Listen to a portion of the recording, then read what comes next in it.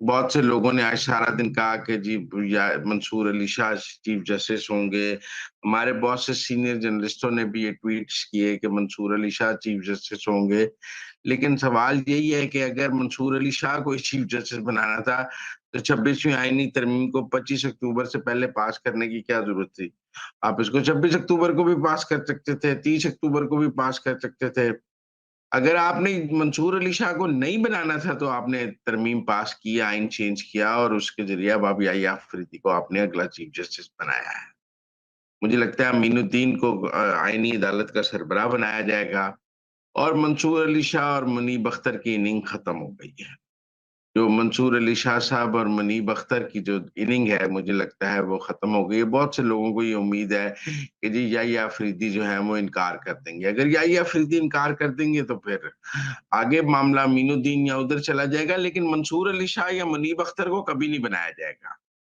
जो लोग ये समझते हैं ना कि याह्या अफरीदी के इनकार के बाद फिर मंसूर अली शाह को बनाया जाएगा, मुनीब अख्तर को बनाया जाएगा, सिस्टम उनको कभी नहीं बनने देगा। तो मुझे ये याह्या अफरीदी का बनना उसी दिन तय था जिस दिन 26वीं आईनी तरमीम की बात हुई थी।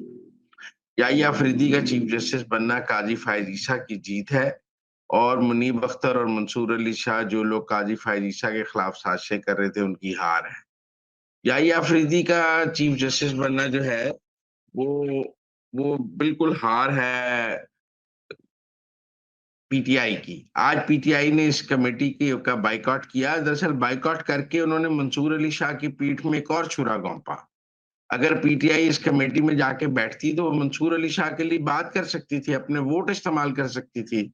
लेकिन पीटीआई ने जिस तरह 26वीं आईनी तरमीम के लिए रास्ता दिया हुकूमत को और कोऑपरेट किया हुकूमत के साथ, मैं गंडापुर से लेकर तमाम पीटीआई जो है वो 26वीं आईनी तरमीम को मंजूर करवाने में हुकूमत के साथ और एस्टेब्लिशमेंट के साथ मिली हुई थी। इसी तरह आज पार्लियामेंट इस कमेटी का बाइकाट करके भी तहरीक इंसाफ ने दरअसल याह्या अफरीदी को बनने का मौका दिया है और मंसूर अली शाह की पीठ में छिरा घोंपा है।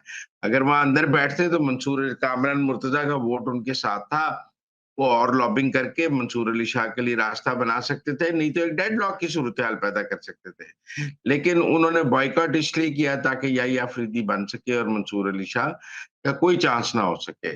याह्या अफरीदी के बनने से हुकूमत को ये उम्मीद है कि जो जुडिशियल एक्टिविज्म है, जो एक सियासी जमात की सहूलतकारी है, वो खत्म हो जाएगी। क्योंकि याह्या अफरीदी उन 8 जजों में भी नहीं है जो मखसूस नशिस्तों वाली वज़ाहतें जारी कर रहे हैं। याह्या अफरीदी एक सियासी जमात की सहूलतकारी में यकीन नहीं रखते हैं। याह्या अफरीदी जो है आइन और कानून के मुताबिक सुप्रीम कोर्ट को चलाएँगे। वो एक सियासी जमात या तहरीक इंसाफ की सहूलतकारी के लिए नहीं चलाएँगे। और आज मैं समझता हूँ याह्या अफरीदी के बनने से तहरीक इंसाफ का जो सारा सियासी स्क्रिप्ट था, पॉलिटिकल स्क्रिप्ट था कि अगला चीफ जस्टिस हमारा आ जाएगा, तो हम उसके बाद ये कर देंगे, वो कर देंगे, वो सारा भी फ्लॉप हो गया। याह्या अफरीदी के आने से पीटीआई की जो सियासत है, उसको बहुत धचका लगा है और नाकाबिले तलाफ़ी नुकसान हुआ है।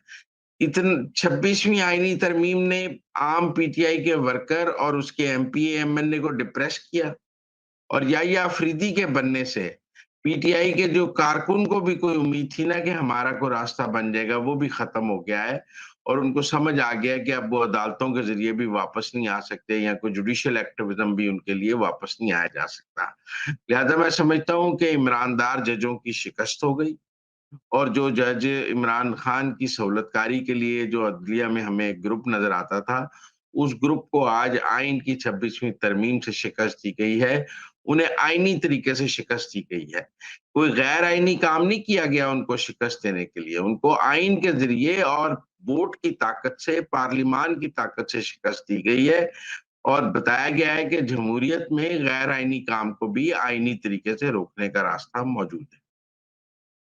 सर, इससे मुतालिक आपसे सवाल करना चाहूंगी एक मजीद के कहा जा रहा था, बात गश्त थी ये कि जो जजेस जिनको आमतौर पर इमरानदार जजेस कहा जाता है वो इस्तीफा दे देंगे अगर मंसूर शाह साहब को नहीं बनाया गया।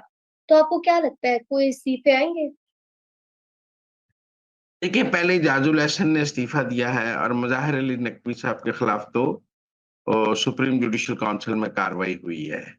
अब चूंकि याहिया अफरीदी और मंसूर अली शाह वगैरह की दोस्ती बहुत मशहूर है, अतर मनिल्ला और ये सब एक बेंच पे एक चैम्बर भी करते रहे हैं, और सबकी राय है कि इनकी वैसे नहीं है जैसे काजी फायज ईसा ने इजाजुल एहसन या मज़ाहिर अली नकवी के लिए इकदामात किए थे।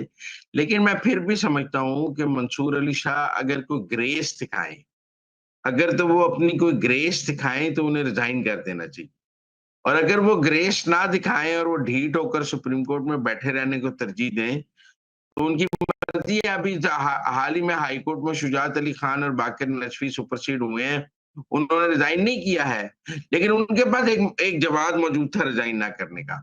उनके पास ये जवाब मौजूद था कि हमारा सुप्रीम कोर्ट एलिवेट होने का चांस है, अगर हम चीफ जस्टिस नहीं बने तो ये मुमकिन है कि हम सुप्रीम कोर्ट में एलिवेट हो जाएं, लिहाजा हम एलिवेशन का चांस लेना चाहते हैं। लेकिन मंसूर अली शाह और मुनीब अख्तर के पास तो एलिवेशन का भी कोई चांस नहीं है। इन दोनों को तो सुपरसीड होने के बाद ग्रेस दिखाकर खुद ही रिजाइन कर देना चाहिए, बट आई डाउट ये रिजाइन करेंगे। ये बैठे रहेंगे और अंदर मजीद गन डालने की कोशिश करेंगे। इनके खिलाफ जुडिशियल मिसकॉन्डक्ट की कार्रवाई करनी होगी, लेकिन अभी मुझे उसका रास्ता नजर नहीं आता। सर, हमने देखा गुज़िश्ता अरसे में कि जो दो एस्टेब्लिशमेंट्स हैं वो अपनी बका के लिए जंग लड़ी थी, और हमने देखा सीरीज ऑफ डेवलपमेंट्स हुई। तो अब आप जुडिशियल जो एस्टेब्लिशमेंट है जो कि पर तोल रही थी, उसके रिलेटेड क्या कहेंगे? उसका फ्यूचर आप कैसा देख रहे हैं 26वीं आईनी तरमीम के बाद?